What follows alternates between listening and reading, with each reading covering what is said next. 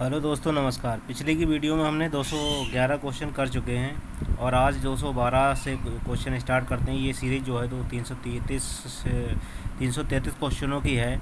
मेरी वीडियो अच्छी लगी हो तो मेरे चैनल को सब्सक्राइब करें और बेल आइकन की घंटी भी दबा दें ताकि आने वाली वीडियो और पिछली वीडियो भी आपको मिल सकें। ठीक है, आइए वीडियो शुरू करते हैं। पहला जो क्वेश्चन है, पहले आधुनिक ओलंपिक 1896, मतलब पहले आधुनिक ओलंपिक 1896 एथेंस खेलों के बारे में निम्नलिखित में से कौन सा बयान सही है। 1896 जो ओलंपिक हैं आधुनिक, उसके बारे में कौन सा बयान इसमें सही है वो देखना है। सभी भाग लेने वाले खिलाड़ी रोमन थे, सभी भाग लेने वाले खिलाड़ी ग्रीक के थे, सभी भाग लेने वाले सदस्य महिलाएं थीं, सभी भाग लेने वाले सदस्य पुरुष थे। तो इसमें कौन सा सही होगा? तो 212 का जो होगा वो होगा डी, यानी सभी भाग लेने वाले जो सदस्य थे वो सब पुरुष थे। ठीक है, यानी जो पहला आधुनिक ओलंपिक 1896 में खेला गया एथेंस में, उसकी बात हो रही है। ठीक है, अगला देखिए, अगला है 213वां क्वेश्चन है, ओलंपिक नामक शहर कहाँ स्थित है। ओलंपिक नामक जो शहर है वो कहाँ स्थित है? ग्रीक में, रोम में, जर्मनी में या फ्रांस में? तो ओलंपिया जो शहर है वो आपका बसा हुआ है ग्रीक में। ग्रीक में ओलंपिया शहर बसा हुआ है। ठीक है, अगले देखिए, पियरे डी कुबर्टे अंतर्राष्ट्रीय ओलंपिक समिति के अध्यक्ष कब तक रहे? पियरे डी कुबर्टे अंतर्राष्ट्रीय ओलंपिक समिति के अध्यक्ष कब तक रहे थे? 1896 से 1925, 1898 से 1927, 1894 से 1923 या 1845 से 1924 तक। तो इसमें बताइए कौन सा होगा सही, यानी कौन सी किसकी बात हो रही है? यानी आधुनिक ओलंपिक के जन्मदाता डॉक्टर पियरे की बात हो रही है, पियरे डी कुबर्टेन की। ये कब तक रहे थे अध्यक्ष पद पे? ठीक है, तो 214 का होगा ये, यानी 1896 से लेकर 1925 तक ये अध्यक्ष पद पर रहे थे ओलंपिक समिति के। ठीक है, अगला क्वेश्चन देखिए, अगला क्वेश्चन है आपका, निम्नलिखित में से कौन सा खेल कॉमनवेल्थ देशों में अधिक लोकप्रिय रूप से खेला जाता है? कौन सा है? निम्नलिखित खेलों में से कौन सा खेल कॉमनवेल्थ देशों में अधिक लोकप्रिय रूप से खेला जाता है? अधिक लोकप्रिय कौन सा खेल है? हॉर्स पोलो, लॉन टेनिस, मैदान हॉकी, ठीक है, या कोई और है? चौथा कौन सा है? क्रिकेट। ठीक है, कौन सा है? चौथा क्रिकेट है। कौन सा है? हॉर्स पोलो, लॉन टेनिस या मैदान हॉकी या क्रिकेट? आपका कौन सा होगा? कौन सा है इसमें जो कॉमनवेल्थ देशों के लिए क्या है, बहुत लोकप्रिय है? तो 215 का जो होगा वो होगा डी, यानी क्रिकेट। क्रिकेट जो है वो बहुत ही लोकप्रिय इस समय हो चुका है। ठीक है, खेल। अगला देख लीजिए, अगला है, प्राचीन ओलंपिक खेलों की शुरुआत किस इवेंट्स के साथ शुरू होती थी? प्राचीन ओलंपिक जो होते थे वो कौन से इवेंट्स के साथ स्टार्ट होते थे, शुरू होते थे? घुड़सवारी के साथ, तैराकी के साथ, रथ दौड़ के साथ या पैदल दौड़ के साथ? कौन सी स्पर्धा पहले हो जाती थी इसमें? स्टार्टिंग में कौन सी होती थी पहली? तो 216 का जो होगा सी, यानी रथ दौड़ के साथ इसकी स्टार्टिंग होती थी। यानी रथ दौड़ जो था, इससे क्या है, स्पर्धाएँ स्टार्ट होती थी। ठीक है, इवेंट्स के साथ। 217 देखिए, 217 में 2016 ग्रीष्मकालीन ओलंपिक खेलों में भारतीय खिलाड़ियों ने कितने मेडल जीते थे? भारतीय खिलाड़ियों ने 2016 में जो ओलंपिक हुआ था उसमें कितने पदक जीते हैं? 2, 3, 4, 6, कितने जीते?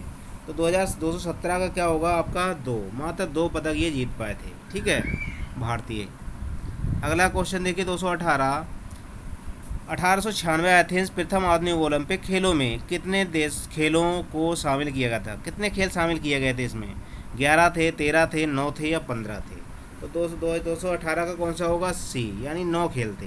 ठीक है, इसमें जो 1896 जो हुआ था उसमें क्या है, 9 खेल थे, लेकिन अगर देश पूछे जाएँ तो इसमें कितने थे? तो 11 थे। 11 देशों से इसमें शामिल हुए थे।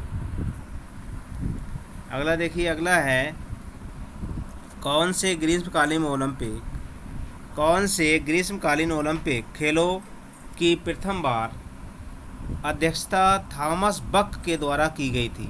आईओसी के वर्तमान अध्यक्ष हैं। ठीक है, इसमें देखिए 219, कौन सा ग्रीष्मकालीन ओलंपिक खेलों में प्रथम बार अध्यक्षता थॉमस बक द्वारा की गई, जो कि आईओसी के वर्तमान अध्यक्ष हैं? कौन? लंदन 2012, रियो 2016, बीजिंग 2008 या एथेंस 2004? तो 219 के कौन सा होगा, 219 का होगा बी, यानी रियो 2016। रियो 2016 की जो अध्यक्षता थी वो किसके, थॉमस बक के द्वारा की गई थी। ठीक है,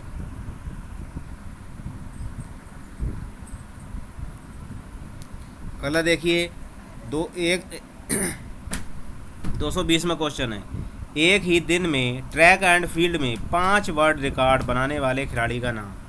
ट्रैक एंड फील्ड में 5 वर्ल्ड रिकॉर्ड बनाए हैं, ऐसा कौन सा खिलाड़ी है? उसेन बोल्ट, कार्ल लुइस, जैकी ओवेंस या डेन ओब्रायन? कौन सा होगा, ए बी सी या डी? 220 का जो होगा वो होगा आपका सी, जैकी ओवेंस। कौन है? जैसी ओवेंस है। कौन है? जैसी ओवेंस। जैसी ओवेंस ने ट्रैक एंड फील्ड में 5 वर्ल्ड रिकॉर्ड बनाए हैं एक ही दिन में। अब देखिए 2018 शीतकालीन ओलंपिक खेलों को, 2018 शीतकालीन ओलंपिक खेलों को आधिकारिक तौर पर जाना जाता है। आधिकारिक तौर पर क्या, कब से जाना जाता है? 2018 में शीतकालीन ओलंपिक जो हुए थे आधिकारिक तौर पर जाना जाता है क्या? बीजिंग 2018 या प्योंग चैन, एक और दोनों उपरोक्त में से कोई नहीं। तो 121 का जो होगा बी, यानी इसे बीजिंग 2018 के नाम से भी जाना जाता है और प्योंग चैंग के नाम से भी जाना जाता है, यानी ये इसका जो वो होगा कौन सा होगा, बीजिंग 2018 शीतकालीन। शीतकालीन की बात होगी तो क्या है, शीतकालीन में सिर्फ क्या है आपका, यही माना जाएगा। कौन सा? शीतकालीन में सिर्फ बी होगा। कौन सा होगा? प्योंग चैंग। प्योंग चैंग कहते हैं इसे, शीतकालीन ओलंपिक खेलों को आधिकारिक तौर पर। ठीक है, जाना जाता है प्योंग चैंग के नाम से। अगला देखिए, अगला है माइकल फिलिप्स तैराक जो ने ओलंपिक खेलों में कुल कितने मेडल जीते? ओलंपिक खेलों में कुल कितने मेडल हैं इनके, उसके बारे में बात हो रही है। माइकल फिलिप्स जो कहाँ के, अमेरिका के खिलाड़ी हैं, ये कहाँ के हैं, अमेरिका के, और इन्होंने कुल कितने मेडल हैं इनके? 222 का देखिए, तो इनके पास क्या 28 पदक हैं इनके पास। ठीक है, 28 पदक हैं, क्योंकि इन्होंने 2008 बीजिंग ओलंपिक में कितने पदक जीते हैं इन्होंने? 2008 में 8 स्वर्ण, कितने? 8 स्वर्ण तैराकी में जीते हैं। अगला देखिए, अगला है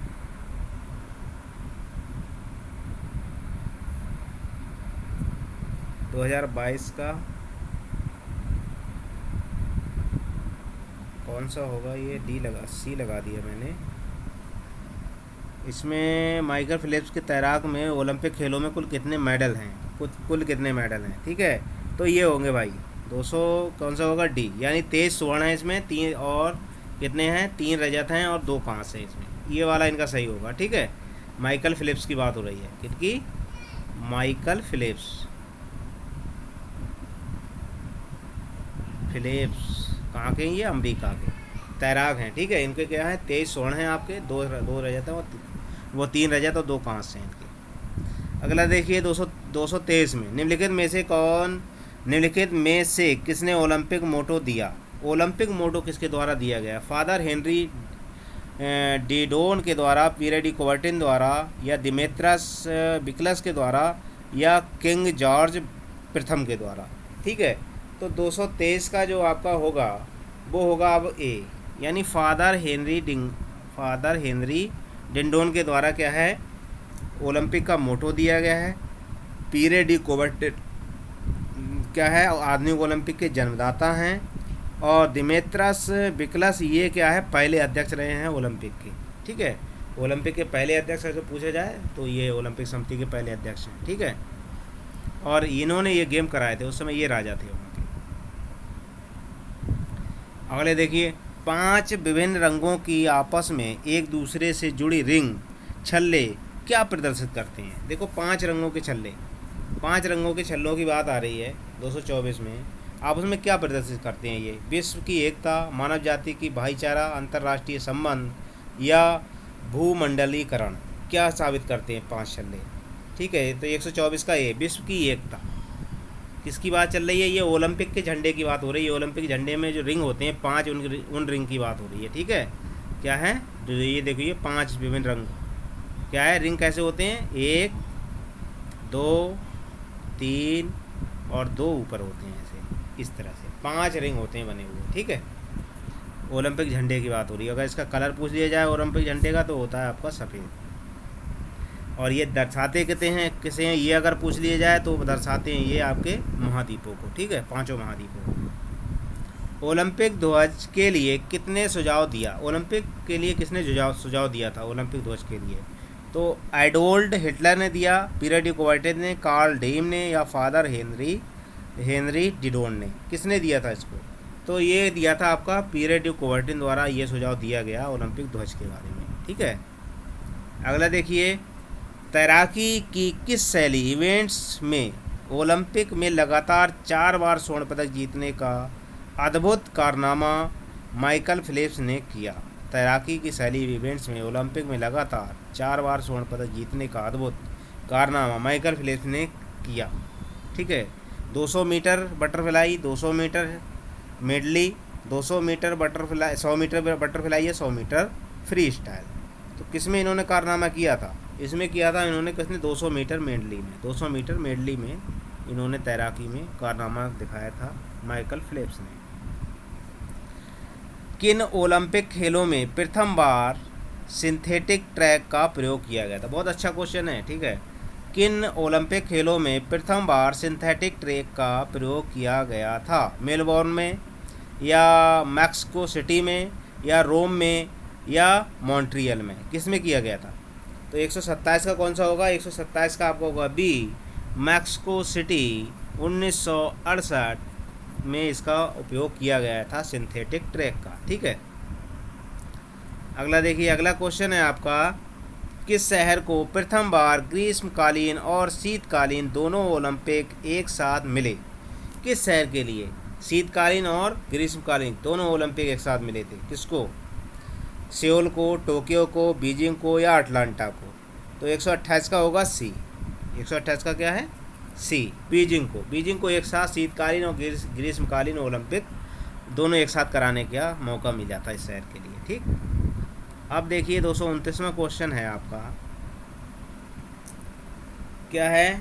1932, क्या है? 1932 लॉस एंजल्स ओलंपिक खेलों में निम्नलिखित में से किसकी शुरुआत नहीं की गई? किसकी शुरुआत नहीं की गई थी इसमें? क्या है? 1932 लॉस एंजल्स ओलंपिक खेलों में निम्नलिखित में से किसकी शुरुआत नहीं की गई थी? फोटो फिक्सिंग कैमरा की, ओलंपिक गांव की, या विक्ट्री प्लेटफार्म की, या ओलंपिक शपथ की? किसकी इसमें शुरुआत नहीं की गई थी? तो 29 का होगा डी, यानी ओलंपिक शपथ इस समय नहीं ली जाती थी, ठीक है। ओलंपिक शपथ इस समय नहीं ली जाती थी 32 में। अगला देखिए, स्वर्ण, रजत और कांस्य पदक देने की शुरुआत किन ओलंपिक से शुरू हुई थी? स्वर्ण, रजत और कांस्य पदक देने की शुरुआत कब से शुरू हुई थी? तो कब से हुई? 1896 एथेंस ओलंपिक से, 1900 पेरिस ओलंपिक से, या 1904 सेंट लुई ओलंपिक से, या 1908 लंदन ओलंपिक खेल से? कब से क्या है? स्वर्ण पदक, रजत पदक और कांस्य पदक दिए जाते थे ओलंपिक में। ये देखिए कब होंगे, कौन सा है? 230वां क्वेश्चन है, तो इसमें होगा आपका सी। कौन सा होगा? सी वाला। 1904 सेंट लुई ओलंपिक से आपके रजत पदक और आपके स्वर्ण पदक, रजत पदक और कांस्य पदक दिए जाते थे। इससे पहले क्या है? ओलंपिक में क्या दिया जाता था? जैतून का ताज प्रदान किया जाता था। क्या दिया जाता था? जैतून का ताज, ठीक है। ओलंपिक में जो जीतता था उसके लिए जैतून का ताज दिया जाता था। अब जैतून का ताज पूछ लिया जाए तो क्यों दिया जाता था? क्योंकि जैतून वहाँ का लोकप्रिय वृक्ष है, ठीक है। जैसे हमारे यहाँ पीपल बरगद है, इस तरह से वहाँ पूजनीय वृक्ष है जैतून।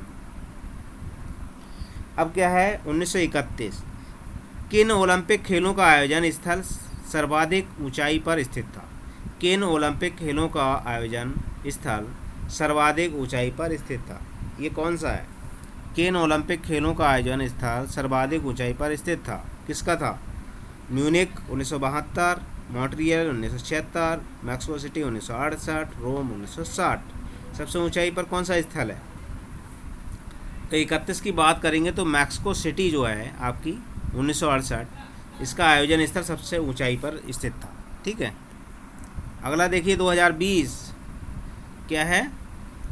2020 टोक्यो ओलंपिक खेलों का आयोजन स्थल बताइए।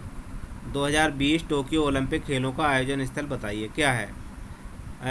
Nippon Budokan, Kokugikan Arena, New Nation Stadium, उपरोक्त में से कोई नहीं। 232 का कौन सा होगा? 232 का होगा सी। कौन है? New Nation stadium. ठीक है, 2020 टोक्यो ओलंपिक की बात हो रही है।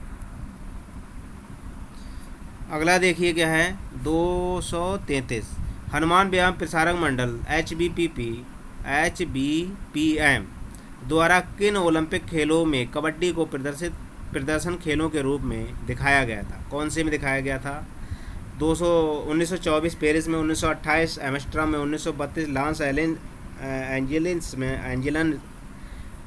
एंजलिस में, या फिर 1936 बर्लिन में। तो आपका 233 का जो होगा वो होगा सी। 233 का क्या होगा? 233 का होगा आपका डी, 1936 बर्लिन में। कौन से में?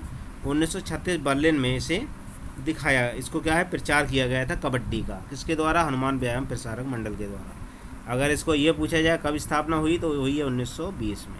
ठीक है, 1920 में स्थापना हुई है इसकी। अगला देखिए, अगला है ओलंपिक मोटो क्या है? ओलंपिक मोटो आदर्श बाग की सही तरीके से पहचान कीजिए जैसे यह प्रकट होता है। यह प्रकट होता है कैसे? अल्टियस, सिटियस, फोर्टियस। आदर्श बाग की बात हो रही है। आदर्श बाग, ओलंपिक का आदर्श बाग क्या है? तो अल्टियस है, सिटियस है, फोर्टियस है, फोर्टियस है, सिटियस है, अल्टियस है, या Citius, altius, Fortius, Citius, Fortius, altius. क्या होगा इसका? तो इसका जो आदर्श बाग होगा वो होगा आपका कौन सा है? सिटियस, अल्टियस और फोर्टियस। ठीक है, यानी ऊंचा, तेज और बलवान। इसका होगा ऊंचा, इसका होता है तेज, इसका होता है बलवान या शक्तिशाली। इसकी हिंदी भी आती है पूछने के लिए। तो इसका ऊंचा होगा, ऊंचा। ठीक है, इसका होगा तेज, क्या होगा? इसका तेज होगा। और इसका अगर पूछा जाए तो बलवान होता है, बलवान या शक्तिशाली। क्या होगा? बलवान या शक्तिशाली इसका, फोर्टियस का। ठीक, ये होगा इसका। अगले देखिए, अगला है 2016 ग्रीष्मकालीन रियो ओलंपिक खेलों का उद्घाटन समारोह में भारत का ध्वजवाहक कौन था? 2016 की बात हो रही है। 2016 में जो ग्रीष्मकालीन रियो ओलंपिक खेल हुए थे उसके उद्घाटन समारोह का ध्वजवाहक कौन था? साइना नेहवाल, गगन नारंग, अभिनव बिंद्रा या सुशील कुमार। तो 235 की अगर बात करेंगे तो 235 में थे सी, यानी अभिनव बिंद्रा। अभिनव बिंद्रा ही थे। ठीक है, 2016 के ग्रीष्मकालीन रियो ओलंपिक के ध्वजवाहक। अगला देखिए, प्रथम आधिकारिक पैरा ओलंपिक खेलों का आयोजन किस वर्ष हुआ? प्रथम आधिकारिक पैरा ओलंपिक खेलों का आयोजन कब हुआ था? 1960, 1994, 2008 या 2000 में। तो ये जो हुआ है 236 का जो होगा वो होगा कितने? 1960 में। कितने में? 1960 में इसका आयोजन आधिकारिक तौर पर किया गया था पैरा ओलंपिक का। पैरा ओलंपिक के बारे में मैंने बताया, इसमें विकलांग खिलाड़ी भाग लेते हैं, दिव्यांग जिसे कह सकते हैं। अगला देखिए, अंतर्राष्ट्रीय ओलंपिक कमेटी IOC के प्रथम अध्यक्ष कौन थे? पीटर डी कुबर्टेन, कार्ल डीम, या दिमित्री बिकलस, या फादर हेनरी डिडोन। तो इसके जो पहले अध्यक्ष थे, मैंने अभी पिछले ही बता चुका हूँ, तो इसके जो प्रथम अध्यक्ष थे दिमित्री बिकलस थे। कौन से? दिमित्री बिकलस। ठीक है, अगला देखिए, अगला है क्वेश्चन, किन ओलंपिक खेलों में सर्वप्रथम इलेक्ट्रॉनिक टाइम कीपिंग प्रणाली और कैमरे का प्रयोग किया गया था? किन ओलंपिक खेलों में सर्वप्रथम इलेक्ट्रॉनिक टाइम कीपिंग प्रणाली और कैमरे का प्रयोग किया गया था? किसमें? 1928 एम्स्टर्डम, 1932 लॉस एंजलिस, या 1936 बर्लिन, 1956 मेलबोर्न में। कौन से में किया गया था इसका? तो 38 की बात करेंगे तो 38 का आपका होगा बी, यानी 1932 लॉस एंजल्स में इसका प्रयोग किया गया था। क्या था? प्रथम इलेक्ट्रॉनिक टाइम कीपिंग प्रणाली और कैमरे का उपयोग किया गया था इसमें। ठीक है, अगला देखिए, 2016 रियो ओलंपिक खेलों में मोटो क्या था? इसका मोटो क्या था 2016 का रियो ग्रीष्मकालीन ओलंपिक का? ए न्यू वर्ल्ड, या विनीसियस, या लिव एंड वैन, या लिव योर पैसन। कौन सा था 2016 के मोटो? तो 239 का आपका होगा ए न्यू वर्ल्ड। क्या था? ए न्यू वर्ल्ड था इसका मोटो।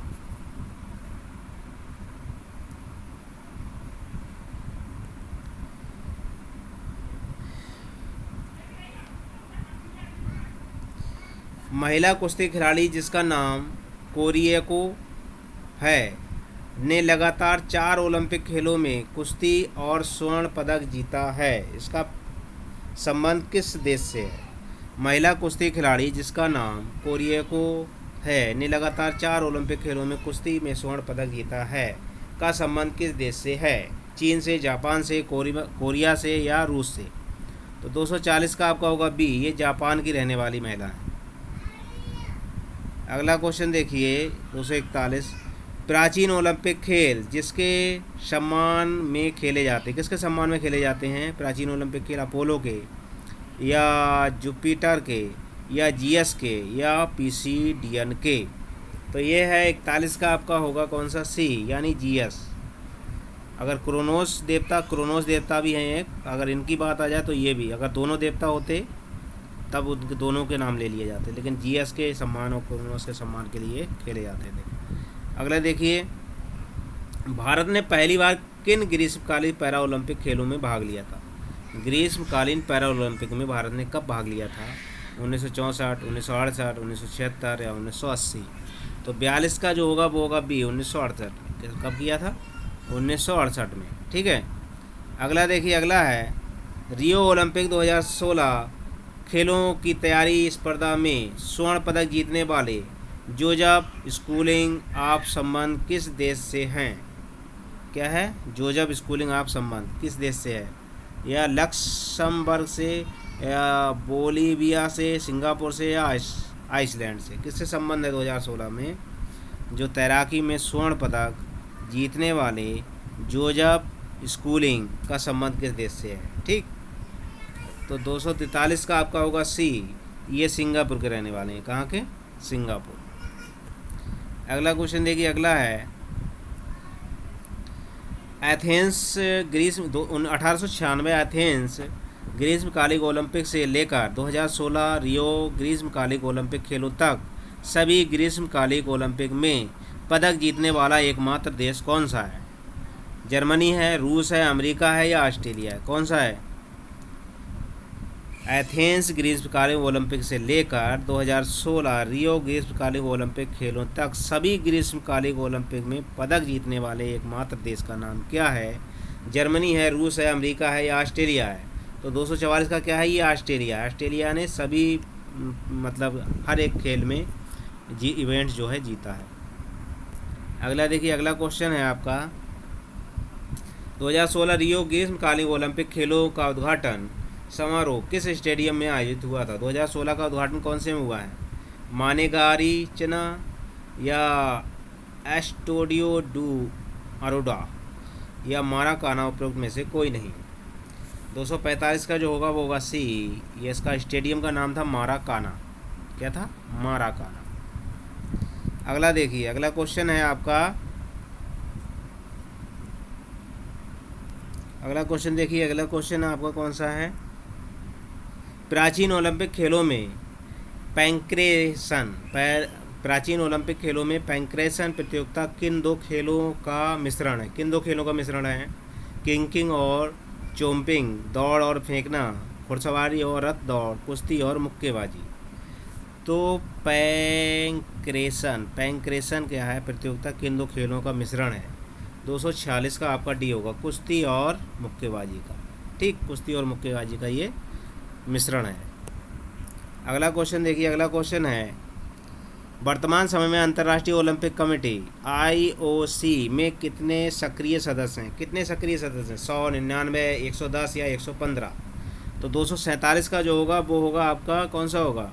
247 का बी होगा, यानी 99 सदस्य हैं। कितने हैं वर्तमान समय में अंतर्राष्ट्रीय ओलंपिक कमेटी IOC में? कितने सदस्य हैं? यानी 99। अगला देखिए, अगला क्वेश्चन है आपका मिलो जिसके नाम 6 प्राचीन ओलंपिक खेलों में भागीदारी का रिकॉर्ड था, वह किस देश का खिलाड़ी था? पहलवान, वह किस खेल का खिलाड़ी था? कौन से खेल का खिलाड़ी था वह? तो खेल कौन सा था? पहलवानी था, बॉक्सर था, धावक था या तैराक था? तो 248 का जो होगा वो होगा ए, ये पहलवान था। कौन था? पहलवान। ठीक है। अगला देखिए, अगला क्वेश्चन है निम्नलिखित में से कौन से जोड़े का मिलान सही नहीं है? कौन से जोड़े का मिलान सही नहीं है? देवेंद्र झांझरिया भाला फेंक से हैं क्या, या मरियप्पन थंगावेलु ऊंची कूद से हैं, दीपा मलिक गोला फेंक से हैं, या वरुण भाटी चक्का फेंक से हैं? तो बताइए 49 का कौन सा होगा? तो ये देवेंद्र झांझरिया ये भाला फेंक से हैं, मरियप्पन थंगावेलु ये ऊंची कूद से हैं, दीपा मलिक गोला फेंक से हैं, लेकिन वरुण ये वाली चक्का फेंक से नहीं है। ठीक, ये वाला आपका गलत है। अगला देखिए, अगला क्वेश्चन है, नीति आयोग जिसको सरकार का प्रभुत्व मंडल भी कहते हैं के अनुसार आने वाले किन ग्रीष्मकालीन ओलंपिक खेलों में कितने पदक जीतने की योजना बनाई है? कितने पदक जीतने की योजना बनाई गई है इनके द्वारा? 50 2020 में, 50 2024 में, कितनी योजना है इसमें? कितने की योजना है भाई? मान लो मैंने यहाँ 100 लिख दिया, या यहाँ पर मैंने मान लो 100 लिख दिया, या यहाँ पर मैंने 70 लिख दिया डी में, तो कितना होगा? तो इसकी जो योजना है हमारी नीति आयोग की वो है 50, वो भी 2024 में होने वाले ओलंपिक की बात हो रही है। ठीक, अगला देखिए, 1896 एथेंस ग्रीष्मकालीन ओलंपिक की शुरुआत से 2016 ग्रीष्मकालीन ओलंपिक तक सभी ओलंपिक में भागीदारी लेने वाले देश हैं। कौन से भागीदारी लेने वाले देश हैं इसमें? 1896 से लेकर 2016 तक ग्रीस, ऑस्ट्रेलिया या फ्रांस या यूनाइटेड किंगडम या उपरोक्त सभी। 1896 से लेकर 2016 तक किन किन देशों ने भाग लिया है? तो 251 का डी होगा, यानी उपरोक्त सभी। ग्रीस और ऑस्ट्रेलिया भी हैं, फ्रांस भी है और यूनाइटेड किंगडम यानी रूस की बात हो रही है। अगला देखिए, अगला क्वेश्चन है, ग्रीष्मकालीन ओलंपिक खेलों की अवधि अधिकतम कितने दिनों की होती है? अधिकतम कितने दिनों की अवधि होती है इसकी? 16 दिनों की, 18 दिनों की, 14 दिनों की या 12 दिन? ग्रीष्मकालीन ओलंपिक की बात हो रही है, कितने दिनों की अवधि है इसकी? तो 252 का ये 16 दिनों की अवधि होती है। कितनी होती है? 16 दिनों की, अधिकतम अवधि 16 दिनों की होती है। ग्रीष्मकालीन खेलों की अवधि अधिकतम कितने दिनों की होती है? ये अभी मैंने बताया 16 दिनों की है। अगला देखिए, अगला क्वेश्चन है, अंतर्राष्ट्रीय ओलंपिक कमेटी की इंग्लिश के अलावा कौन सी आधिकारिक भाषा है? अंतर्राष्ट्रीय ओलंपिक कमेटी की अंग्रेजी यानी अंग्रेजी के अलावा कौन सी आधिकारिक भाषा? चीनी, स्पेनिश, फ्रेंच या जर्मन? तो 253 का आपका होगा सी। कौन सी है? फ्रेंच। एक भाषा और भी है, वो कौन सी आधिकारिक भाषा? फ्रेंच भी चलती है उसमें। अगला देखिए, अगला है, ओलंपिक खेलों को जिम्नास्टिक स्पर्धा में पहली बार परफेक्ट 10 स्कोर करने वाले जिम्नास्ट का नाम है? कौन सा है परफेक्ट 10 स्कोर करने वाले जिम्नास्ट का नाम?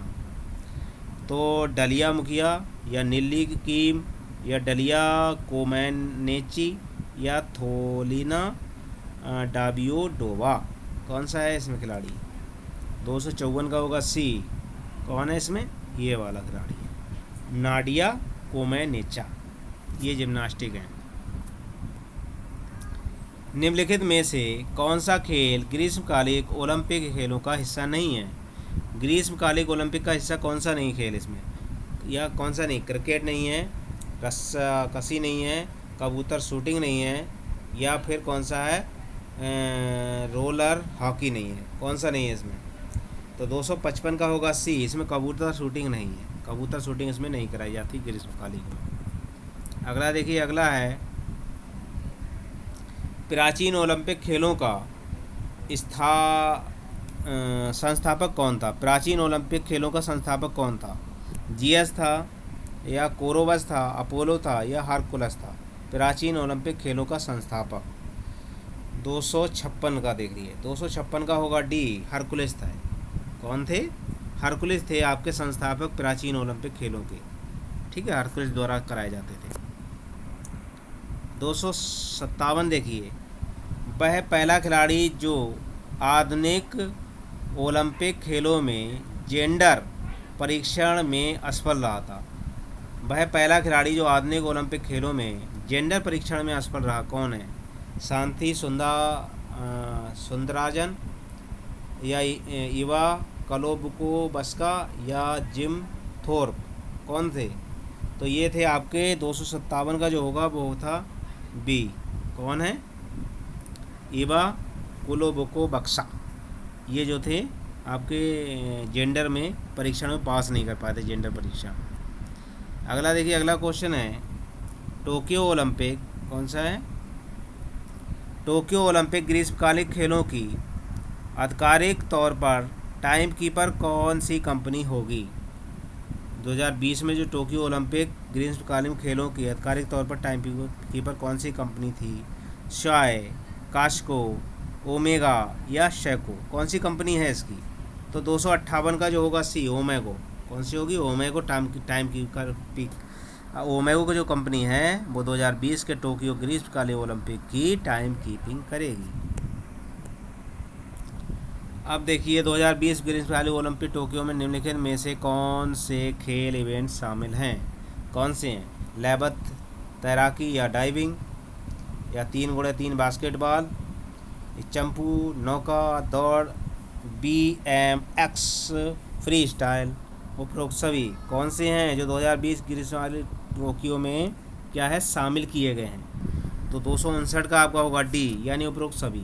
ये सारे खेल क्या है शामिल किए गए थे। लैबत, तैराकी और डाइविंग भी शामिल किया गया, 3x3 बास्केटबॉल भी, और चंपू नौका दौड़ भी ये जो है शामिल किए गए थे टोक्यो में। अगले देखिए, अगला क्वेश्चन 260, भारतीय ओलंपिक संघ IOA की स्थापना किस वर्ष हुई थी? 1909, 1927, 1937 या 1957? तो इसकी जो स्थापना हुई है वो कब हुई है?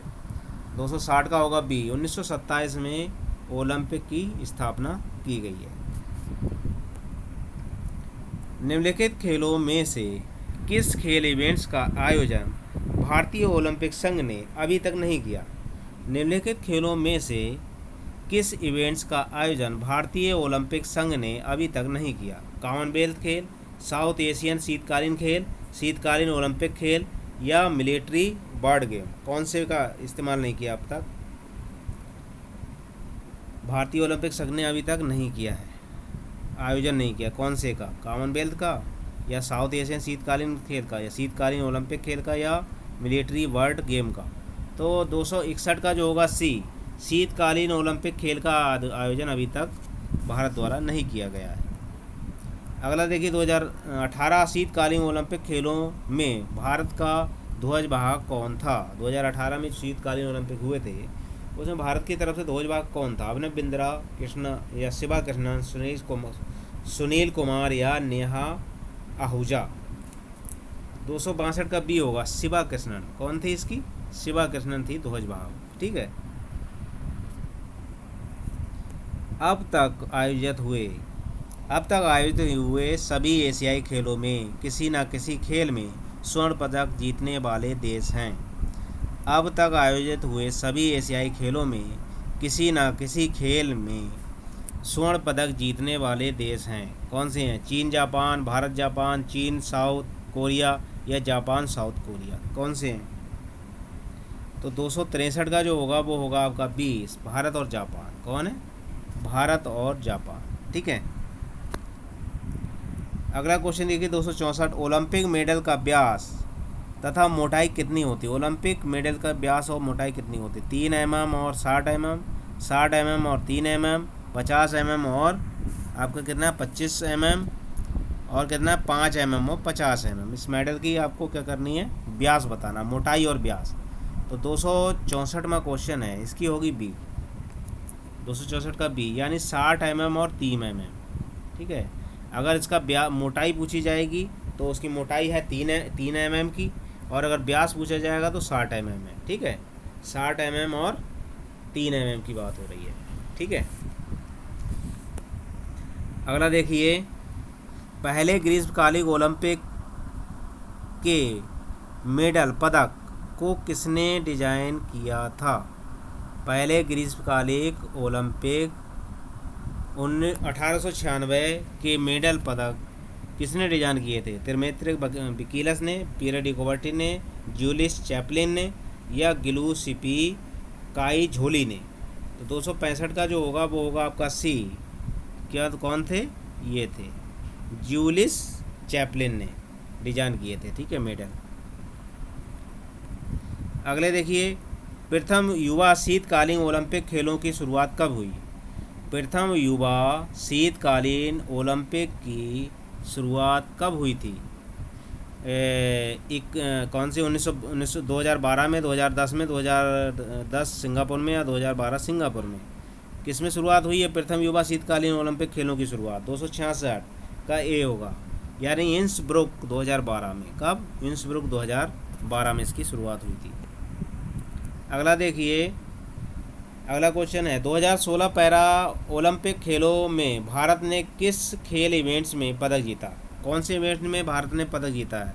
महिला हाई जंप में, महिला शॉट पुट में, महिला 400 मीटर दौड़ में, या महिला भाला फेंक में? 2016 की बात हो रही, पैरा ओलंपिक की। भारत ने कौन से इवेंट्स में पदक जीता है? तो 267 का बी, महिला शॉट पुट में। किसमें? महिला शॉट पुट में ये जीता गया है पदक। प्रथम ग्रीष्मकालीन युवा ओलंपिक खेलों की शुरुआत कहाँ पर हुई थी? प्रथम ग्रीष्मकालीन युवा ओलंपिक खेलों की शुरुआत कहाँ हुई थी? कहाँ पर हुई है शुरुआत? इस्ब्रम 2012, इंसब्रुक 2010, सिंगापुर 2010, या सिंगापुर 2012? तो 268 का होगा सी। क्या होगा? इंसब्रुक 2010 युवा ओलंपिक खेल ग्रीष्मकालीन, प्रथम ग्रीष्मकालीन ओलंपिक खेल, ठीक है। अगला देखिए क्या है,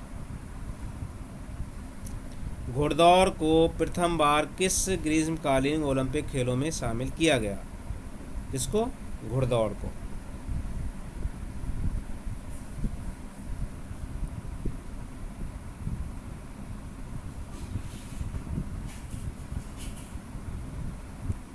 घुड़दौड़ को कब शामिल किया गया था?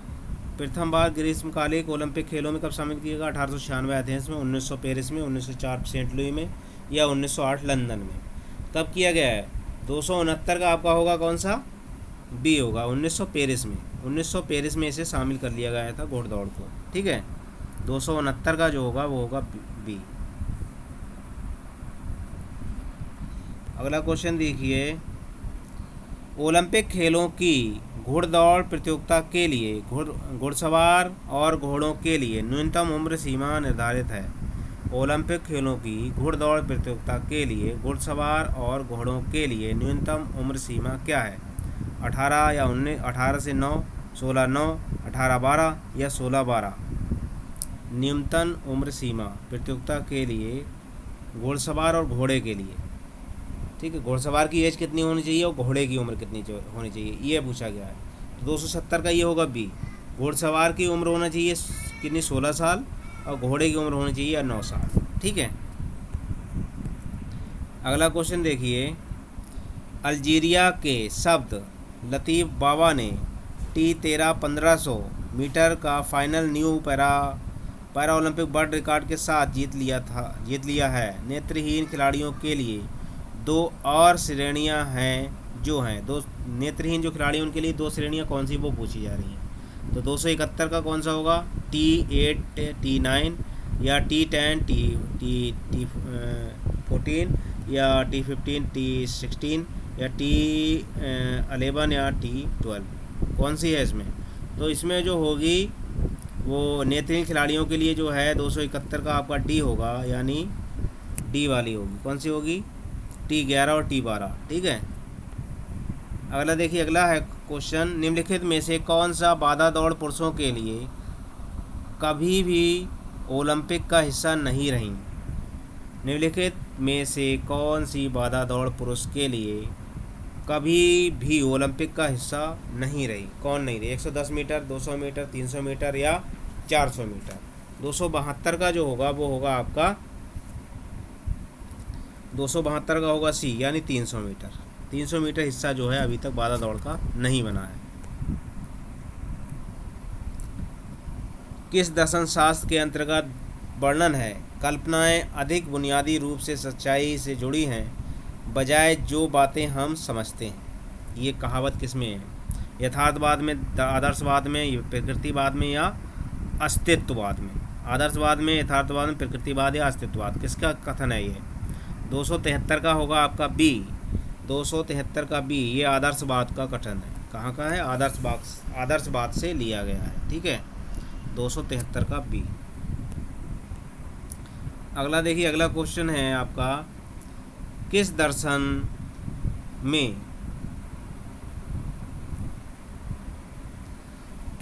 में यह विश्वास है, हम जो भी विश्वास करते हैं वह सिर्फ सच्चाई का अंदाज़ा होता है, लेकिन समझ या अंदाजे की सटीकता और परिपूर्णता को बढ़ाया जा सकता है। आदर्शवाद का कथन है, या प्रकृतिवाद का कथन है, या यथार्थवाद का कथन है, या अस्तित्ववाद का? तो 274 का होगा सी, यथार्थवाद का कथन है ये किसका कथन है? यथार्थवाद का। अगला देखिए, कौन सी उम्र एक मापन है जो बताता है कि कितनी अच्छी और ख़राब स्थिति हमारे शरीर की क्रिया प्रणाली की है, जो संबंधित है हमारी वास्तविक कैलेंडर उम्र से? मानसिक उम्र, जैविक उम्र, कालानुक्रमिक उम्र, या उपरोक्त में से कोई नहीं। 275 का बी होगा, जैविक उम्र और शारीरिक उम्र ये दर्शाती है। अगला देखिए, यह एक संस्थापक मूल्यांकन है, यह एक संख्यात्मक मूल्यांकन है। बच्चे की शारीरिक बुद्धि का जो संबंधित है सांख्यिकी औसत पर, जो बच्चे की कालानुक्रमिक आयु पर आधारित है। क्या है? मानसिक आयु, जैविक आयु, कालानुक्रमिक आयु, या शारीरिक आयु? तो 276 का जो होगा वो होगा डी। 276 का क्या होगा? डी, शारीरिक आयु। किसकी बात हो रही है इसमें? शारीरिक आयु में। अब कौन सा दर्शन शास्त्र यह बताता है कि अपनी धारणा द्वारा वस्तु पर पड़ने वाले व्यवहारिक प्रभावों का विचार करें? यथार्थवाद, आदर्शवाद, या व्यवहारवाद, या फिर अस्तित्ववाद? तो 277 का आपका कौन सा होगा? सी होगा, ये व्यवहारवाद बताता है। क्या बताता है? व्यवहारवाद। अगला क्वेश्चन देखिए, अगला क्वेश्चन है, निम्नलिखित दार्शनिकों में से किस दार्शनिक का संबंध व्यवहारवाद से नहीं है? किसका संबंध व्यवहारवाद से नहीं है? John B Watson, William James, John Dewey, या चार्ल्स सेंडर जियर्स? किसका दार्शनिक का संबंध व्यवहारवाद से नहीं है? तो 278 का कौन सा होगा? ए। 278 का ए होगा, जॉन बी वाटसन का संबंध क्या है? व्यवहारवाद से नहीं है। अगला देखिए, अगला क्वेश्चन है आपका, ओलंपिक खेल और वर्ल्ड चैंपियनशिप में होने वाली डाइविंग प्रतियोगिता में डाइविंग प्लेटफॉर्म की ऊंचाई होती है 5 मीटर, 6 मीटर, 10 मीटर, या 15 मीटर? कितनी होती है डाइविंग प्रतियोगिता प्लेटफॉर्म की ऊंचाई? तो 279 का कौन सा होगा? 279 का होगा आपका सी, 10 मीटर होती है। कितनी होती है? 10 मीटर होती है प्लेटफॉर्म की ऊंचाई। ठीक है, अगला देखिए, निम्नलिखित स्टीपल चेन दौड़ सभी कभी न कभी ओलंपिक दौड़ों का हिस्सा रही है, सिवाय स्टीपल चेंज की बात हो रही है, कौन सा हिस्सा नहीं रही है और कौन सी रही है? 2500 मीटर, 4000 मीटर, 2590 मीटर, या 2600 मीटर? तो 280 का डी होगा, यानी 2600 मीटर नहीं रही है इसकी, और ये सारी क्या है? कभी ना कभी इसका हिस्सा रही है स्टीपल चेन। 2500 भी रही, 4000 भी, 2590 भी। अगला देखिए, अगला है,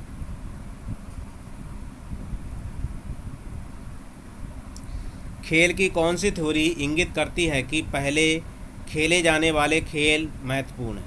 खेल की कौन सी थ्योरी इंगित करती है कि पहले खेले जाने वाले खेल महत्वपूर्ण हैं? मनोरंजन थ्योरी, अंतःप्रेरणा थ्योरी, या सार कथन थ्योरी, या आत्म अभिव्यक्ति थ्योरी? कौन सी थ्योरी है इसमें? खेल की कौन सी थ्योरी इंगित करती है कि पहले खेले जाने वाले खेल महत्वपूर्ण हैं?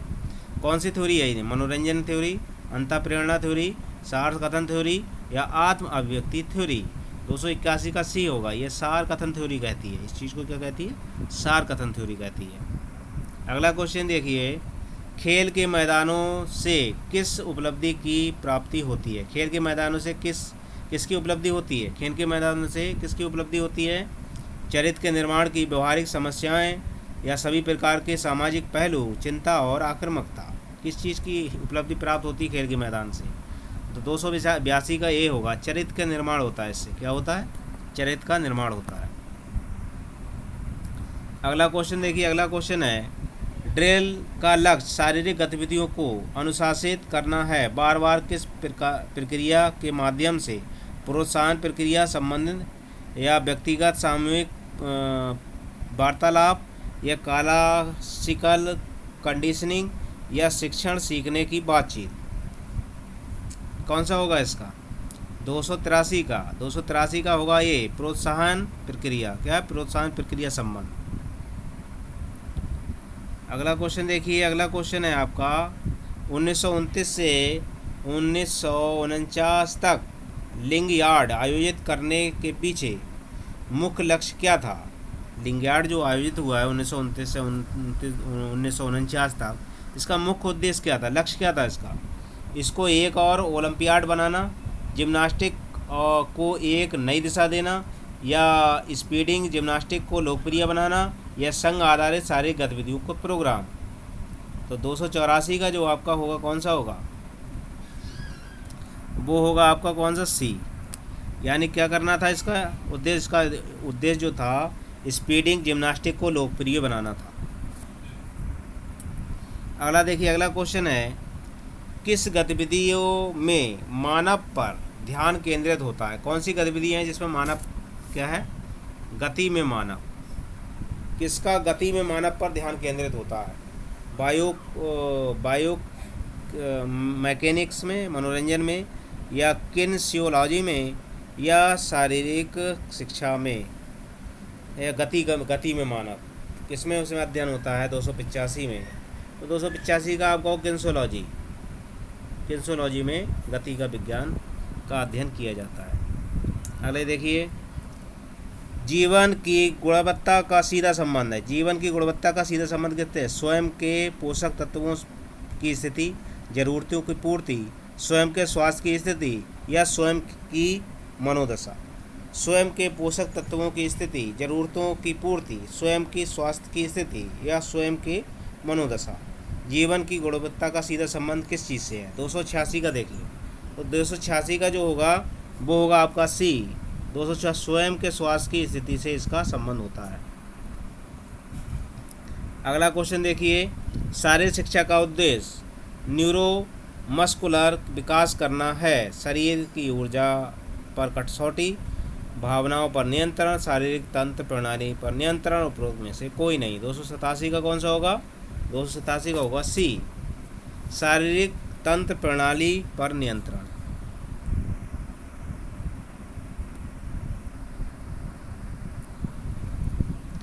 निम्नलिखित को घटते हुए क्रम में व्यवस्थित किए जाए। निम्नलिखित को घटते क्रम में व्यवस्थित: योजना, लक्ष्य, उद्देश्य, या अंतिम परिणाम।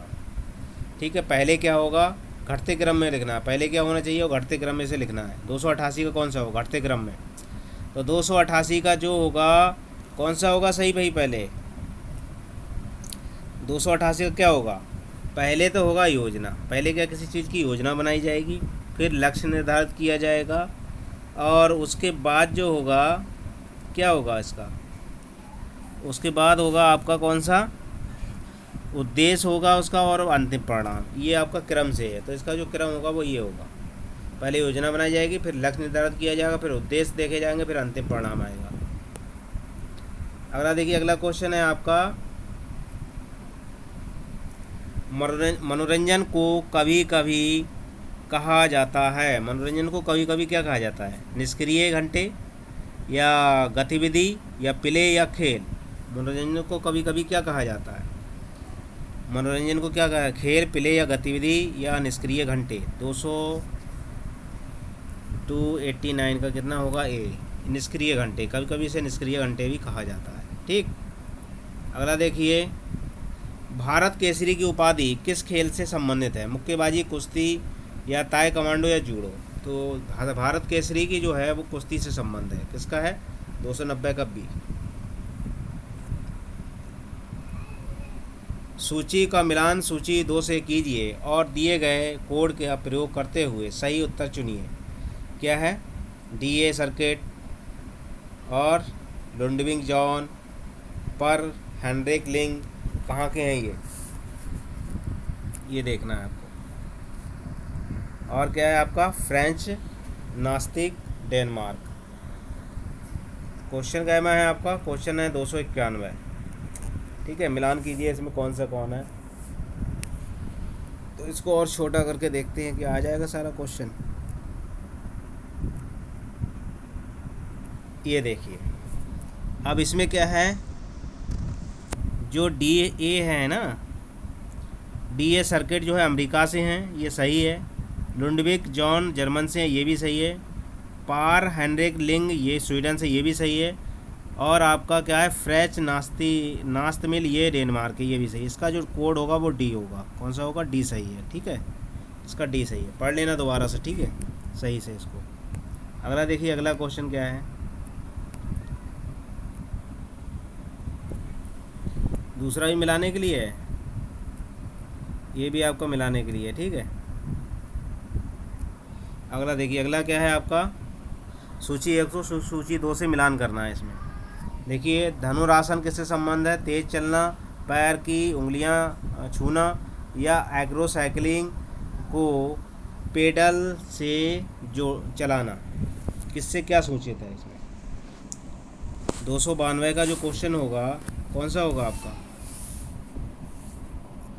इसमें क्या होगा, इसमें जो है 292 का कौन सा है, धनुरासन योग खिंचाव से है, तेज़ चलना कार्डियोवैस्कुलर व्यायाम से है, और पैर की उंगलियां घुमाना गति व्यायाम की रेंज है, और एग्रोसाइक्लिंग पेडल को चलाना क्या है, ऐसा काइनेटिक व्यायाम है। ये सही है, इसका जो डी होगा वो सही होगा। ये सारे सही हैं क्रम से, ठीक है, मिले हुए हैं। अगला देखिए, अगला क्वेश्चन है आपका,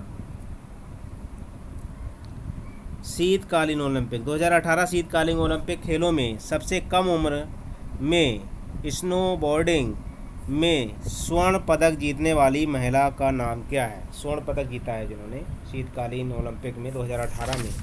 तो 293 का जो होगा वो कौन सा होगा, 293 का होगा डी, यानी चोली किम है। कौन है ये, चोली किम नाम इनका। अगला देखिए 94 है, ISU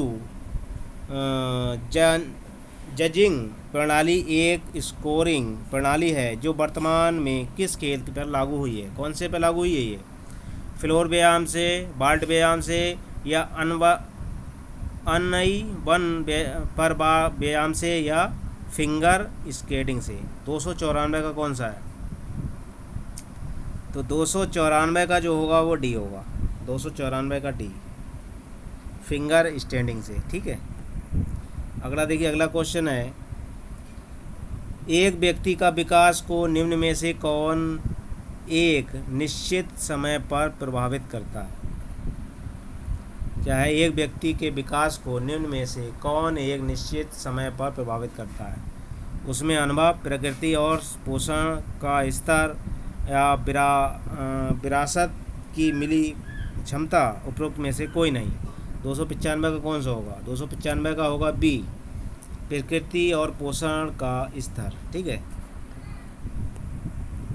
कारण और प्रभाव के संबंध का अध्ययन किसके अंतर्गत होता है। कारण और प्रभाव का संबंध, कारण और प्रभाव के संबंध का अध्ययन किसके अंतर्गत होता है, विकासात्मक, उद्देश्य, या तुलनात्मक, या प्रयोगात्मक, किसमें होता है इसका। तो 296 का आपका कौन सा होगा, सी होगा, यानी इसमें क्या है, प्रयोगात्मक में होता है। किसमें होता है, प्रयोगात्मक। अब देखिए क्या है, विद्यार्थी के व्यक्तित्व को सबसे ज़्यादा कौन प्रभावित करता है। विद्यालय और अनुशासन, घर का भावात्मक वातावरण, साथियों से, बड़ों के साथ सामाजिक वार्तालाप, विकास में मिली संपत्ति और देनदारियाँ। तो व्यक्तित्व का विकास कौन सा प्रभावित करता है सबसे अधिक, व्यक्तित्व का विकास कौन करता है। 297 का कौन सा होगा, 297 का होगा बी, घर पर भावात्मक वातावरण। कौन सा, घर पर भावात्मक वातावरण। अगले देखिए, अगला क्वेश्चन है, सीखने के स्थानांतरण के लिए निम्नलिखित में से सबसे उपयुक्त स्थिति कौन सी है। सीखने के स्थानांतरण के लिए निम्नलिखित में से सबसे उपयुक्त स्थिति कौन सी है? 298 का होगा ए। 298 कौन सा होगा? ए। विभिन्न कार्यों को एक जैसी प्रतिक्रिया, विभिन्न कार्यों को एक जैसी प्रतिक्रिया, ठीक है। अगला देखिए, अगला क्वेश्चन है, शिक्षण की प्रक्रिया के निम्नलिखित में से सबसे महत्वपूर्ण तत्व को पहचानें। शिक्षण की प्रक्रिया में निम्नलिखित में से सबसे महत्वपूर्ण तत्व को पहचानें। विद्यार्थी का ज्ञान, विषय की समझ, अध्यापकों को विद्यार्थियों की आपसी संबंध, शिक्षण की तकनीकें और शिक्षण में सहायक सामग्री। 299 का कौन सा होगा आपका? अध्यापकों और विद्यार्थियों के बीच आपसी संबंध। शिक्षण की प्रक्रिया में निम्नलिखित में से सबसे महत्वपूर्ण तत्व को पहचानें। अध्यापकों और विद्यार्थियों के आपसी संबंध। 299 विद्यार्थी का ज्ञान, शिक्षण की प्रक्रिया में निम्नलिखित में से सबसे महत्वपूर्ण तत्व पहचानें। विद्यार्थियों का ज्ञान, विषय की समझ, या अध्यापकों और विद्यार्थियों के आपसी संबंध, या शिक्षण की तकनीकें और शिक्षण में सहायक सामग्री। ये वाला डी होगा इसका सही, ठीक है।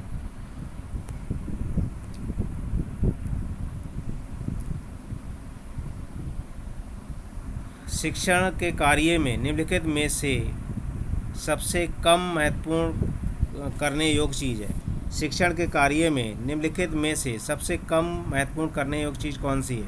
300 क्वेश्चन होगा। 300 का कौन सा होगा? ब्लैक बोर्ड पर नमूने और चित्र ड्राइंग करना, दिलचस्प तरीके से पाठ पढ़ाना, ये सुनिश्चित करना कि पढ़ाया गया पाठ बच्चों की समझ में आ गया, छात्रों को दंडित करना। 300 का जो होगा वो होगा कौन सा होगा?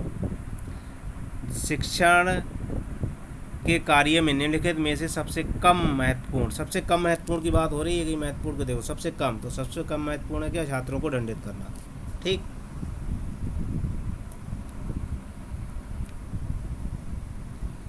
अध्यापक, देखिए ये शिक्षण के क्वेश्चन है, शिक्षण के क्वेश्चन भी आते हैं इसमें। एक अध्यापक के लिए निम्नलिखित कौशलों में से सबसे महत्वपूर्ण कौशल कौन सा होता है? निर्धारित पाठ्यक्रम को पूरा करना, यह सुनिश्चित करना कि जो पढ़ाते समय विद्यार्थी आराम से है, यह सुनिश्चित करना कि जो पढ़ाया गया है वो विद्यार्थी के समझ में आ रहा है, समय का पाबंद।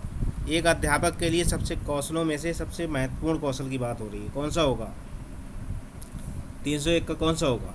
ये सुनिश्चित करना कि जो पढ़ाया गया है वह विद्यार्थी के समझ में आना चाहिए, ठीक है, ये चीज़ है, सी होगा इसका सही। कक्षा में पाठ पढ़ाने में आने वाली सबसे बड़ी बाधा क्या है? कक्षा में पाठ पढ़ाने में आने वाली सबसे बड़ी बाधा क्या है? 302 का देखिए, अध्यापक की तरफ से उलझन, अध्यापन सामग्री की कमी, बाहर से आने वाली आवाज़ें, कक्षा में शोरगुल। कक्षा में पाठ समझाने में आने वाली सबसे बड़ी बाधा कौन सी है? 302 का कौन सा होगा? अध्यापक की तरफ से उलझन, ये सबसे, यानी अध्यापक को उलझन नहीं होनी चाहिए, अध्यापक को उस विषय का पूरा ज्ञान होना चाहिए। जो भी पाठ पढ़ा रहा है उसको पहले अध्ययन कर लेना चाहिए, उसके बाद ही अध्यापन करना चाहिए, ताकि अगर क्वेश्चन भी कोई भी आए, बच्चा अगर बीच में पुटअप कर ले, कोई भी क्वेश्चन पूछ लेता है उसका आंसर दे सके, ठीक है। उसके अंदर उलझन नहीं होना चाहिए पढ़ाने से पहले कि मैं ये पढ़ाऊँ कि वो पढ़ाऊँ, स्पष्ट तरीके से पढ़ाना चाहिए उसके लिए। एक शिक्षक की योग्यता को कैसे मापा जाता है? एक शिक्षक की योग्यता को कैसे मापा जाता है? कितने वर्षों से विद्यालय में से जुड़े हैं, छात्रों की ज़रूरतों को पूरा किया, व्यक्तित्व, कितनी किताबें लिखी। 303 का कौन सा होगा आपका? छात्रों की ज़रूरतों को पूरा किया, तो क्या होगा?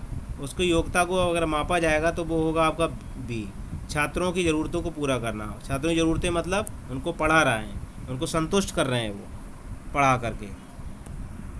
अगला देखिए 304, अध्यापक एक बड़ी संख्या में बच्चों को क्लास में पढ़ा रहा है।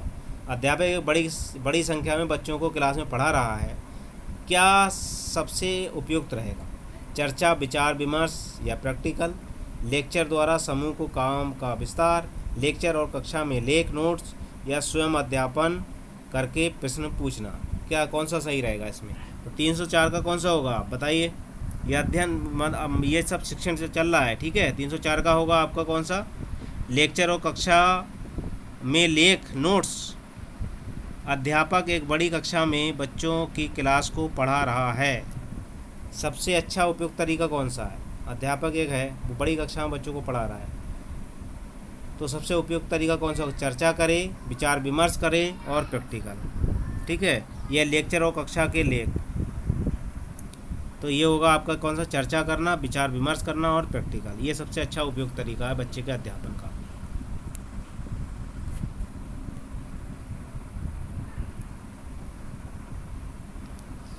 कक्षा में बातें करना और अनुशासनहीनता दिखाना किस की ओर इशारा करते हैं? कक्षा में बातें करना और अनुशासनहीनता दिखाना किस ओर इशारा करता है? अनुशासनहीन विद्यार्थी के अध्यापक के पाठ पढ़ाने के तरीके की वजह से बोरियत, या दिखाई गई चीज़ों के बारे में भ्रम की स्थिति, मुख्य बिंदुओं पर सारांश से व्याख्यान नहीं है। कक्षा में बातें करना और अनुशासनहीनता दिखाना किस पर इशारा करता है? 305 का कौन सा होगा? अध्यापक के पाठ पढ़ाने के तरीके की वजह पर बोरियत, ये सही है। आप लड़कों और लड़कियों को एक मिश्रित कक्षा में पढ़ा रहे हैं। कक्षा में सहयोग पढ़ाने के लिए किस विधि का चयन करेंगे? समानता पर चर्चा के लिए माता पिता से पूछना, लड़के और लड़कियों द्वारा एक ही बेंच साझा करना, ऐसे कार्य देना जिसको दोनों मिलकर करें, पाठ में समानता बनाना। आप लड़के लड़कियों को मिश्रित कक्षा में पढ़ा रहे हैं। कक्षा में सहयोग पढ़ाने के लिए किस विधि को चयन करेंगे? 306 का आपका कौन सा होगा? ऐसे कार्य देना जो दोनों मिलकर के कार्य कर सके, ये सही है, ठीक। अगला देखिए, कक्षा में पाठ्य पुस्तकों का प्रयोग है। कक्षा में पाठ्य पुस्तकों का प्रयोग क्या है? शिक्षा के उद्देश्यों को पूरा करना, क्या अलग दिखाना, विचारों और अवधारणाओं को व्याख्यान करना, नए मानक स्थापित करना। कक्षा में पाठ्य पुस्तकों का क्या प्रयोग है?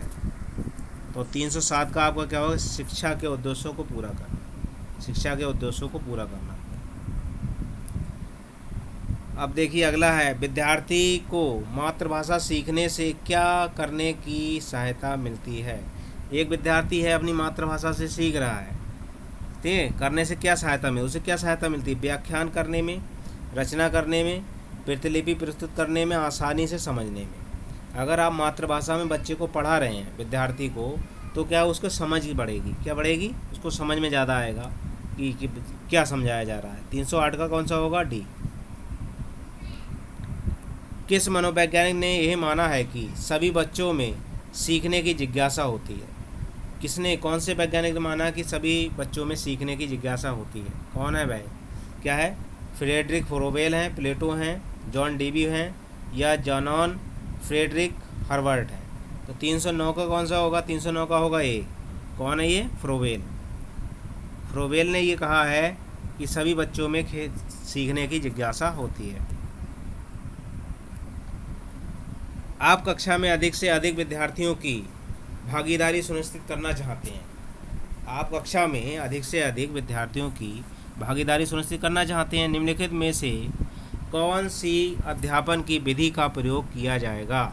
सबसे अधिक भागीदारी दिखानी विद्यार्थियों की, कौन सी अध्यापन विधि का प्रयोग करेंगे? प्रदर्शन विधि, चर्चा विधि, व्याख्यान विधि या रोल प्ले विधि? तो इसमें होगा 310 का जो होगा वो आपका कौन सा होगा? 310 का आपका क्या होगा? चर्चा विधि या रोल प्ले विधि? तो ये होगा क्या होगा? चर्चा विधि।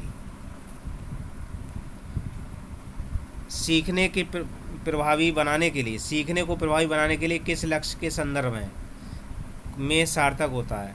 किस लक्ष्य के संदर्भ में सार्थक होता है? सीखने के प्रभावी बनाने के लिए लक्ष्य के संदर्भ में सार्थक कौन सा है? पाठ्यक्रम के उद्देश्य के लिए, बौद्धिक विचारों के लिए, दूसरे मानकों के लिए, विद्यार्थियों की ज़रूरत एवं उद्देश्य पूरा करना। विद्यार्थियों की ज़रूरत एवं उद्देश्य पूरा करना। 311 का कौन सा होगा? 311 का होगा डी, विद्यार्थियों की ज़रूरत और उद्देश्य को पूरा करना, ठीक है। अगर आप विद्यार्थी विद्यार्थियों की योग्यता को बढ़ाने के लिए समीक्षा करते हैं। अगर आप विद्यार्थियों की योग्यता को बढ़ाने के लिए समीक्षा करते हैं तो निम्नलिखित में से किसकी सिफारिश करेंगे? किसकी सिफारिश करेंगे? विषय में रुचि पैदा करना, अनुभवों के लिए रूपरेखा तैयार करना, समझ को तेज करना या आंतरिक मानसिक शक्ति का प्रशिक्षण। अगर आप विद्यार्थियों की योग्यता को बढ़ाने के लिए समीक्षा करते हैं निम्नलिखित में से किसकी सिफारिश करेंगे? विषय में रुचि पैदा करना, अनुभवों के लिए रूपरेखा तैयार करना, समझ को तेज करना, आंतरिक मानसिक शक्ति का प्रशिक्षण। तो 312 होगा, 312 का बी हो, अनुभवों के लिए रूपरेखा तैयार करना। अगर आप विद्यार्थियों की योग्यता को बढ़ाने के लिए समीक्षा करते हैं, अनुभवों के लिए रूपरेखा तैयार करना, समीक्षा करते हैं तो निम्नलिखित में से किसकी सिफारिश करेंगे?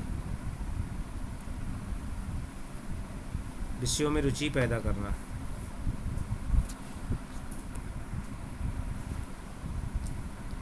अगर आप विद्यार्थियों में सहयोग और टीम भावना विकसित करना चाहते हैं, अगर आप विद्यार्थियों में सहयोग और टीम भावना विकसित करना चाहते हैं तो आप कौन सी गतिविधि साझा सुझाव देंगे? अगर आप विद्यार्थियों में सहयोग और टीम की भावना विकसित करना चाहते हैं तो आप कौन सी गतिविधि का सुझाव देंगे? चित्रकला, वार्तालाप, प्रैक्टिस, प्रोजेक्ट कार्य या टीम वाले खेल खेलना? टीम वाले खेल खेलना। सहयोग और टीम भावना विकसित करना चाहते हैं तो 313 का जो होगा डी होगा, टीम खेल खेलना, टीम वाले खेल खेलना। विद्यार्थियों को दंड देने से पीछे उद्देश्य छिपा होता है। विद्यार्थियों को दंड देने के पीछे उद्देश्य क्या छिपा होगा? अधिकारियों को प्रदर्शन करके दिखाना, दूसरे विद्यार्थियों को ऐसा करने से रोकना, गलती सुधारने में सहायता, गलती के बदले जवाबी कार्रवाई। 314 का क्या होगा? गलती सुधारने में सहायता। अगर आप दंड दे रहे हैं तो क्या गलती सुधारने में सहायता होगी उससे। उद्देश्य क्या होता है? इसका उद्देश्य होता है ये। वस्तुनिष्ठ प्रकार की परीक्षा निबंधात्मक प्रकार की परीक्षा से क्यों लाभकारी समझी जाती है? यानी वैकल्पिक जो क्वेश्चन होते हैं वो निबंधात्मक क्वेश्चन से जो परीक्षा ली जाती है वो लाभकारी क्यों होती है? इसकी व्याख्या करनी आसान होती है, इसमें तकनीकी ज्ञान की कम आवश्यकता होती है, नमूने की सामग्री व्यापक हो सकती है, या चौथा कौन सा है आपका? तैयारी के लिए कम समय की ज़रूरत होती है। कौन सा होगा इसमें? 315 का होगा सी, नमूने की सामग्री व्यापक हो सकती है। नमूने की सामग्री क्या है? व्यापक हो सकती है। अगले देखिए, अगर आपको कक्षा में दो बच्चे लड़ते हुए दिखाई देते हैं तो आप क्या करेंगे? अधिक आक्रामक बच्चे को दंडित करेंगे, दोनों को दंडित करेंगे, घायल को आराम देंगे, या आक्रामक बच्चों को अनदेखा करेंगे? क्या करेंगे? अगर आपस में दो बच्चे लड़ रहे हैं तो आप क्या निर्णय लेंगे? अधिकारिक आक्रामक बच्चे को दंडित करेंगे या दोनों को दंडित करेंगे, घायल को आराम देंगे, ये क्या करेंगे? 316 का क्या होगा?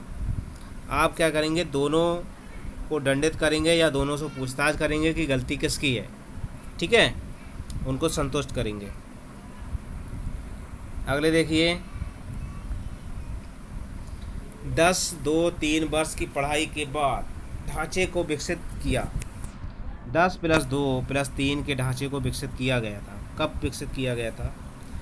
शिक्षा आयोग 1964, राममूर्ति आयोग 1990, सेकेंडरी शिक्षा आयोग 1952 या विश्वविद्यालय शिक्षा आयोग 1948।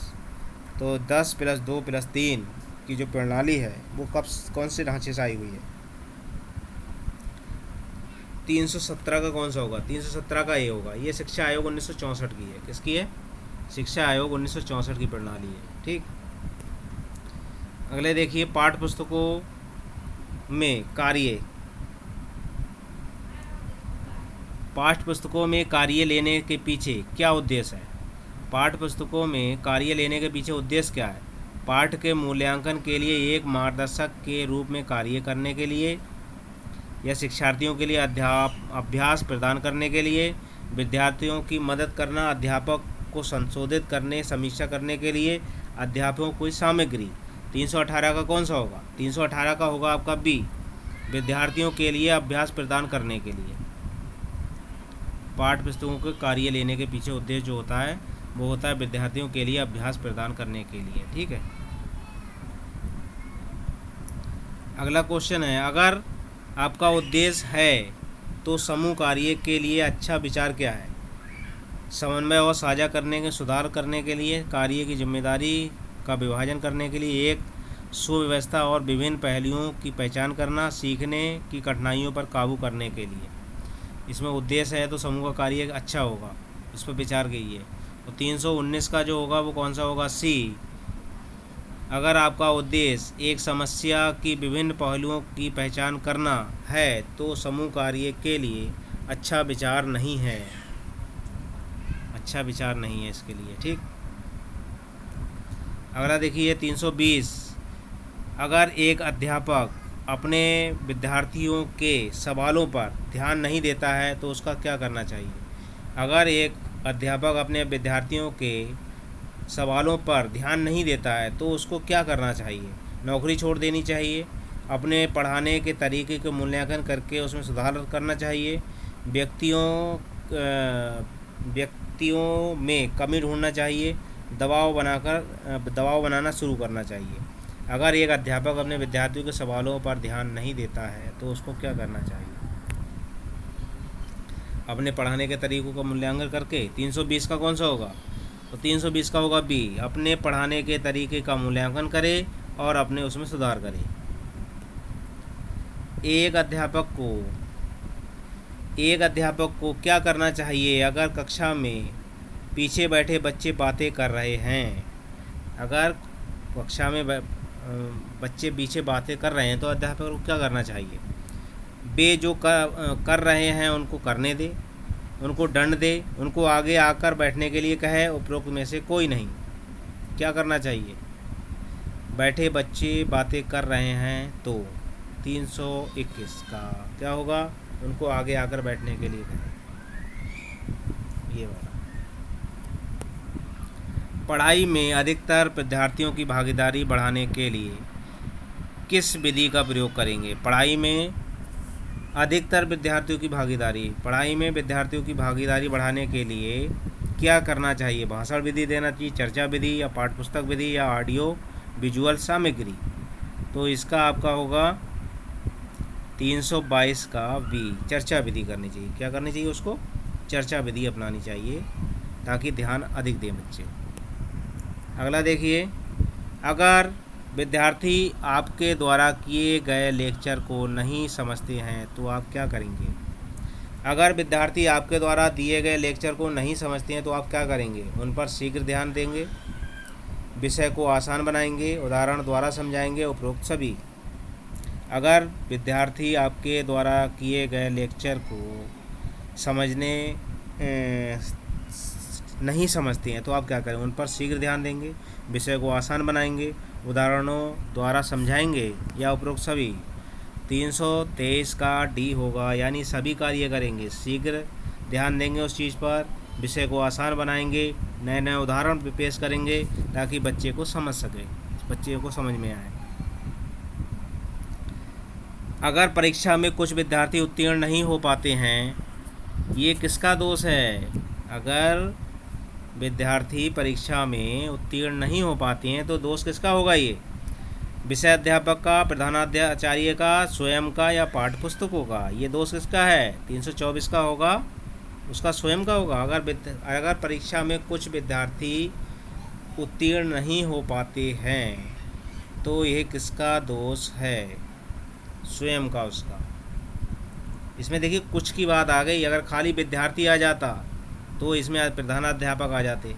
इसमें कुछ की बात आ रही है, यानी और बच्चे पास हो रहे हैं लेकिन कुछ बच्चे उसमें फेल हो जा रहे हैं। इसका मतलब उन्होंने उस पर ध्यान नहीं दिया, पढ़ाने की प्रक्रिया पर। ठीक है, इस चीज़ का ध्यान रखना। अगर यहाँ कुछ हट गया तो यहाँ पर अध्यापक जी आ जाएंगे लपेटे में। ठीक है,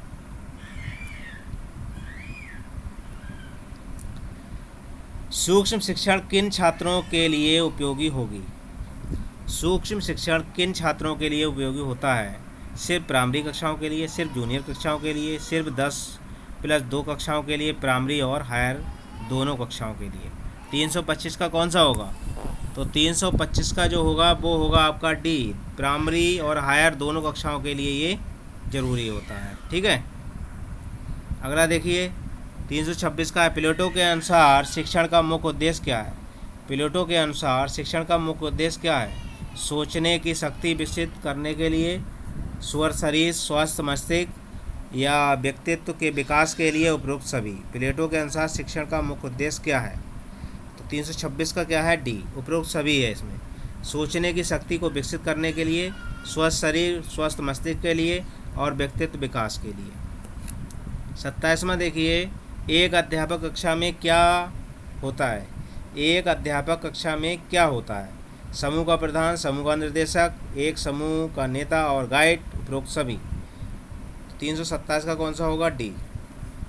एक समूह का क्या होगा, प्रेसिडेंट, यानी समूह का क्या होगा, जो बच्चों का प्रधान भी होगा। समूह का निर्देशन यानी डायरेक्टर भी होगा। एक समूह का नेता और गाइड भी होगा, उपरोक्त सभी होगा।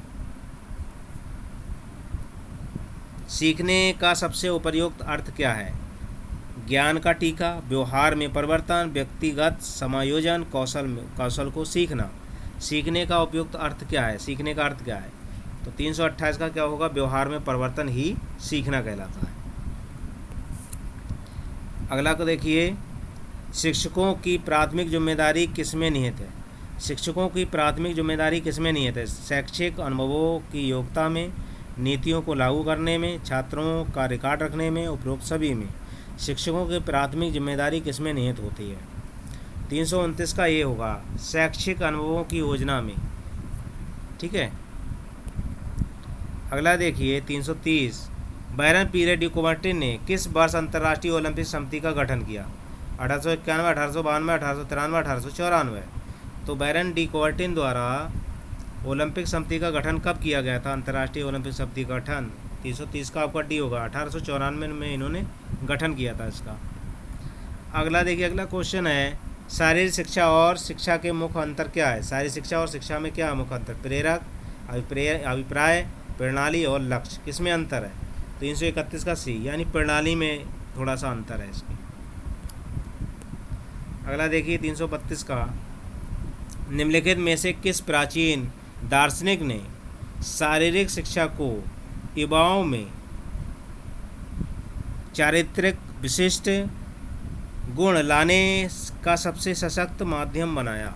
निम्नलिखित में से किस प्राचीन दार्शनिक ने शारीरिक शिक्षा को युवाओं में चारित्रिक विशिष्ट गुण लाने के सबसे सशक्त माध्यम बनाया था। प्लेटो ने, अरस्तु ने, सुकरात ने, इनमें से कोई नहीं।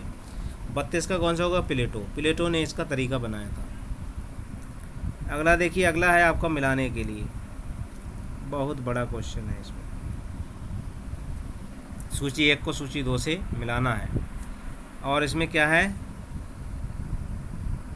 थोड़ा सा इसको मिलाने के लिए। ठीक है, स्वेच्छा से प्रारंभ की गई वास्तविकता है। जॉन डीवी का नाम पर प्रचलित प्रयोगवाद विकास है। यह वह दृष्टिकोण जो प्रकृति को सभी क्रियाओं द्वारा संचालन मानता है। यथार्थवाद का कथन है। यह जैविक की प्रक्रिया से शरीर में होने वाली संरचनात्मक वृद्धि मनोरंजन क्या कहलाता है। तो क्या है, इसमें मिलान करना है। ठीक है, 33 का कौन सा होगा इसमें, तो पहले का क्या है, चौथा, यानी स्वेच्छा से प्रारंभ की गई क्या होता, मनोरंजन। यानी क्या है, अगर आप स्वेच्छा से कोई चीज़ प्रारंभ कर रहे हैं उसे मनोरंजन कहेंगे। ठीक, और आपका कौन सा होगा, जॉन डीवी के नाम पर प्रचलित प्रयोगवाद, ये वास्तविकवाद कहलाता है। क्या कहलाता है, वास्तविकवाद। ठीक है, वह दृष्टिकोण जो प्राकृतिक को सभी क्रियाओं पर संचालक मानता है। इसमें कौन सा है, तीसरे का तीसरा, यानी ये यथार्थवाद है। ठीक, अब क्या है, अब बचा क्या है, जैविक की प्रक्रिया से शरीर में होने वाली संरचनात्मक वृद्धि विकास कहलाती है। ये होगा, इसका जो कूट होगा वो सी वाला सही होगा, ये वाला। ठीक, ये जो क्वेश्चन थे वो थे आपका 333 क्वेश्चन। ठीक है, और आज की वीडियो जो थे 223 क्वेश्चन थे। ये 323 क्वेश्चनों की मैंने जो है 333 क्वेश्चनों की श्रृंखला मैंने पूरी करा दी है।